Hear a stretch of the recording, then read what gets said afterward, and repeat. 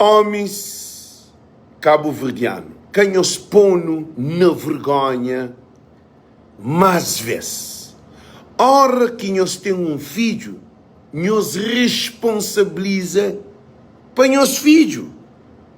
Onde uma menina tá chora, tá fazendo live, desesperada, para onde ele tem um ano que tá sabe ele é quem, ele tenta matar a cabeça 3 vezes, para onde se filho de 4 meses que morre um ano atrás. E falei, aí ele morre junto com seu filho, quando hoje esse filho riba a cama morto. Agora, minha pergunta foi, onde pai de menino para suportar aquele mãe de menino que se desesperado?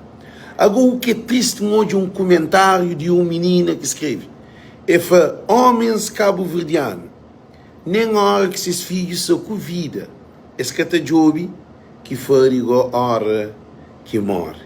Por isso que te pedem aos homens cabo-verdianos, que nos põe na vergonha mais do que si. Ora que o tempo filho responsabiliza você homem para cuidar de seu filho, ainda que boca está com seu mãe.